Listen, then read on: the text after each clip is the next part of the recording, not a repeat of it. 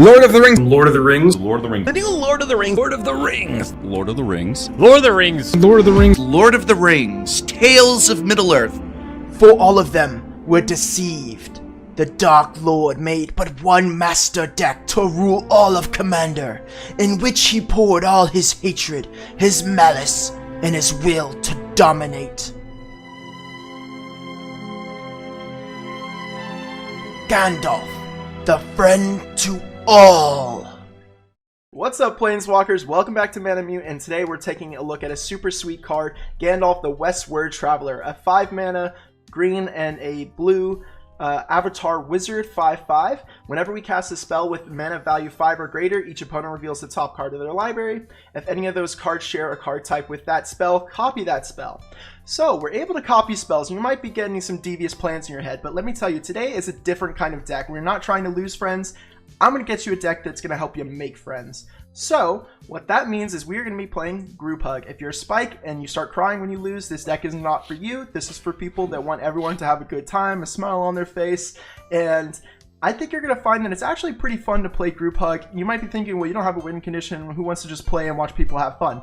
No, that is the fun of this deck, is you get to see all these cool synergies and strategies, and everyone's having a good time, and sometimes you win because your opponents draw so many cards. Like Force Fruition literally will mill your opponents out. It is actually a very scary card, and most of the time people do blow that up because, yeah, it might be Group Hug, but it's kind of deceiving, and it's really a mill card because drawing 7 every time you play a spell is pretty devastating. Anyways, let's get into the mana base, and let's see what Gandalf the Westward Voyager can do. Alright, so going over the mana base, we are playing a few utility lands. So we are playing Center of the Sea, Gaia Reach Sanitarium, and Forbidden Orchard. So Center of the Sea and Gaia Reach Sanitarium are going to help us let our opponents draw cards, and then Forbidden Orchard is going to provide blockers to the players that need it. And also we're playing Yavimaya, Cradle of Growth. That way we can help fix mana of our opponents if they're playing green. And we have a Castle Vantress to let us scry. It is pretty interchangeable though with Rivendell if you want. Or Riverdale. I might be saying that wrong. Anyways, but everything else in the deck is going to be just your dual color lands and basics. So these are pretty interchangeable, and they can be based on your budget. I will show you what I am playing, but of course keep in mind you can always change that if you need to. I am playing 8 forests and 8 islands, as I do play quite a bit of blue and green pips, so I do want an even split for the most part. And I also play quite a lot of ramp in this deck, as our commander is 5 colors, so you really won't find that I think you have a mana issue with this deck. And let's go into the fun part of the deck now, which is going to be the enchantments. Alright, so let's get into the meat and potatoes of our deck, the enchantments. We are playing Burgeoning. We are going to be drawing a lot of cards. We're going to have a lot of cards in our hands, and we want a way to get rid of it. That is true, David. And we're also playing Standstill. This is a really fun group hug political card, which you can just kind of hold it up and always threaten to draw everyone else 3 cards, so it kind of makes people scared sometimes to play a spell because they really want those 3 cards. We also have Dictate of Crufix to help people draw additional cards. This is just like a Howling Mind for us in this deck. We have Kavu Lair. We only have 2 ways to trigger this. One of our creatures will trigger it, and our commander will always trigger it, which we're not really trying to trigger it ourselves. We're just trying to let our opponents who play big creatures, we're trying to let the Timmies have their day and have their fun, and that's a perfect card to do that. We're playing Propaganda for a little bit of protection, because sometimes people get a little crazy and they need their attack triggers, and we need to make sure that we stay alive because people don't know better, but we're trying to make the game fun, so sometimes we have to protect ourselves. And then we have Rite of Flourishing, just another way to ramp everyone. And now here we get into the expensive enchantments that we can potentially copy with our commander, and they get kind of crazy. For example, Dictate of Karametra. That is going to ramp everyone a lot, and if you double it, it's probably going to mean that the game won't go around another turn, depending on your play style and your play group. We also have Extravagant Replication, because who wouldn't want to copy their permanents, especially when we have some really crazy ones in this deck, like we do, like copying, for example, Force Fruition, which is another really good card.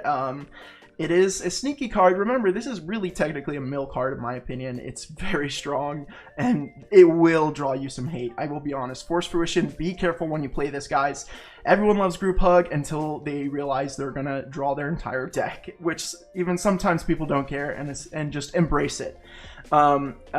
And we also have Hive Mind. This is a really fun card. I've loved this card for a long time because back in 2017 when the Wizards Precon came out, I remember I put this in my deck and I put One With Nothing because I love playing bad cards. So I would use One With Nothing with this to make the entire table discard their hand, and I just loved it. I never played to win. I always just loved doing weird things with Hive Mind. It's a fun card, and it makes things really interesting. We also have Storm of Saruman.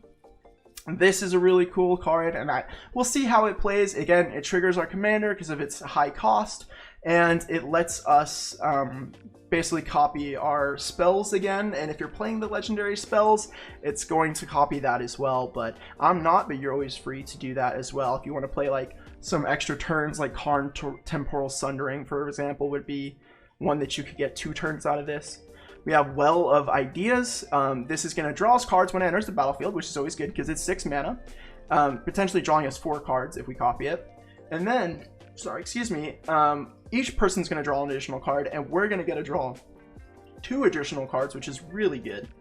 And then we have Eye of the Storm. This is a very chaosy card, and I'm telling you, when you play this, it's going to go one or two ways. It's going to be the coolest card that you've ever seen. Everyone's going to have a good time, you know, playing ops into cultivates and things like that. Or it's going to go very poorly and not do a lot. It's either or, but it's still a very fun card, and I figured why not? It triggers our commander to help draw people cards, and if you have 2 of these on the battlefield, then things, I guess, go kind of crazy, and that's where you need to know the way the stack operates, which... who knows, maybe someday I'll do a video about talking about the different rulings with the stack. Let me know if you guys would be interested in something like that. Anyways, that's going to do it for our enchantments. Now we go into the heavier part of our deck, which is going to be our artifacts.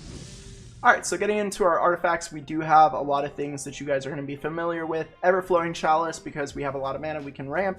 We can kick it a lot. We have Soul Ring, Arcane Signet, Simic Signet, Talisman of Curiosity, which are just mana rocks. We also have Thought Vessel and Decanter of Endless Water, so that we don't have to discard down to hand size. We are also playing things to allow people to ramp and draw additional cards. For example, Helm of Awakening, Howling Mine, these are pretty standard rate for Group Hug deck. We also have Spectral Searchlight and Victory Chimes to help our opponents out on certain turns. We have Temple Bell as well, and Font of Mythos to help people draw more cards. We have Girapir Ori, which is, we'll see how this one goes, but this is going to let people play additional lands, so we also help them ramp a little bit. And it helps people draw more cards depending if they are able to play everything that we have been drawing them. We have Gilded Lotus as a top end mana rock. We also have Gate to the Aether. This is going to trigger our commander, and this one's pretty interesting. It is going to let people kind of play cards for free, and this can go many different ways, but keep in mind that it is a put ability, so they're not casting it, so it does get around those pesky Eldrazi's. But, and we're playing Otherworldly Atlas as well, I should say. This can draw a lot of cards as well for our opponents, but we do have to have time to kind of wind it up. So, as you can see through our artifacts, we are playing a lot of cards that draw additional cards, which is nothing new. This is really... These artifacts, in my opinion, are standard rate when you are playing a group hug deck, because a lot of them just, again, are going to help people draw more cards and play more lands. We don't have Horn of Greed in here because I was trying to keep the budget a little bit lower. This isn't a budget deck, but one of the cards that you might think about putting in, because it does trigger our commander, is Horn of Greed, but it is not in this deck list. Next, we are going to go into our instants and sorceries. So, getting into our instants and sorceries, we play quite a few different things here. We actually play some answers and counter spells. Now, I know what you're thinking. Why are we playing counter spells and removal in group hug? Isn't that against the whole entire idea? Well, here's the thing, though. While the games will be fast, we gotta make sure that everyone has a chance to play their deck, and sometimes that means we gotta be the protector. So we gotta play some removal and counter spells to ensure that everyone gets a chance to play the game. So just keep that in mind as I go over these cards. We have Collective Voyage and Minds Aglow. These are 2 cards where people can throw mana into it to increase its effect. So Collective Voyage is going to get people more lands, and Minds Aglow is going to draw your opponent's cards. We're also playing a Mystical Tutor. That way we can look up answers to a huge threat on the board if we want to make the game longer.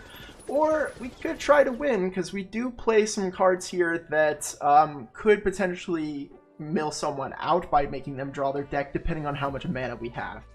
We're playing Prosperity. This is, again, a way to ensure that everyone kind of dies, but I guess you would die last if you played this. Well, if you put in enough in it, I guess you could also die with everyone else because you would draw your deck as well. So Prosperity is a really fun card if you have a lot of mana. If not, sometimes it's nice to just draw the table 5 cards. Arcane Denial, again, this is one of the game plan of we can prolong the game if we need to. It also draws the person cards if we counter the spell, so in a way we're helping them a little bit. We have Rampant Growth for ramp. We have Words of Wisdom as another way to draw more cards. We have Beast Within to destroy those pesky permanents. Blue Sun Zenith, which can, this is what I was talking about, again, it's like Prosperity. If you have a lot of mana, you can mill out someone, mill yourself out if you want to, but Blue Sun Zenith is always just a useful card. We have Capsize, because when we have a lot of mana, this is a good way to kind of mitigate the board and control it a little bit to make sure everyone's allowed to play. We have Disallow, which is going to, again, just the same idea, all of that game plan. We also have Croson Grip as a good answer to anything that's too crazy that's stopping us from playing our enchantments and artifacts. We have Pier's Whim, which is also another really fun card because it can help people and then it can also set someone back if we need to. We have Tempt with Discovery. This is always a fun card. And in this deck, we're not playing a lot of scary lands, so there's actually really no reason for people not to go get their lands. Because, I mean, we're only playing basics, which sometimes, I don't know, this can be a very political card, and it's kind of fun with the scenarios that you get from people making decisions with this card.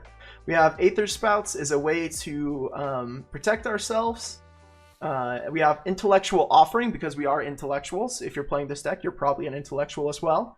But also, it's just a really fun card that lets people draw cards and untaps permanents, and it also triggers our commander, so potentially we could basically interact with everyone up the table with this, so that can always be really fun. And one person's going to get to draw a bunch of cards and untap all their permanents, so that's a good way to help someone kind of keep up or ramp up on their turn. We have Oversimplify, sorry. This is a really interesting card that I don't see a lot of people play, and I think it could be pretty fun. I mean, technically, we are just, you know, we're consolidating people's creatures for them and helping them out and making the math a lot easier, right? So I think it's pretty group hug. We have Primal Command, because this card can be really useful on helping someone live, giving them 7 lives, or putting permanents. Maybe someone's playing Blink and would like their Thought Monitor to go back on top of their deck or something like that. We have Game Plan as well, because this is one's pretty interesting. It is a team up card that also basically is a wheel for everyone, which is always fun. Sometimes people agree, hey, I got nothing going on in my hand, I need a new hand, and everyone can just agree, okay, well, let's play for Game Plan so we can all wheel our hands. Sublime Epiphany as just a really big control piece. Again, if we want to decide to make the game longer, we can. And then finally, we have Seagate Restoration. This card is really good, and it keeps going up on price, so I do think if you haven't picked up a copy of this card, I definitely would, because I think you're going to be playing this in a lot of blue decks. And it's really useful for us because we tend to have a lot of cards in hand, so sometimes you're going to play this Seagate Restoration, and you might just draw like 25 or 40 cards, so that can be really fun. Next, let's go into our Planeswalkers. So for Planeswalkers, this is going to be pretty short and simple. We have Jace Beleren because he is the group hug Planeswalker. Usually you're not going to minus him, you're just going to let everyone draw a card, and he can usually stay on the battlefield. Although people do tend to get scared of his ultimate, but you don't have to play him for his ultimate if you don't want to. And his ultimate in Commander is kind of, it's not really that bad. Now let's go into our creatures, where we are playing some interesting things. So for example, Magus of the Vineyard is a good way to ramp everyone at the table. We're also playing Academy Lore Master to help people draw cards. And if we're playing a bunch of instants and sorceries, we really don't mind that tax.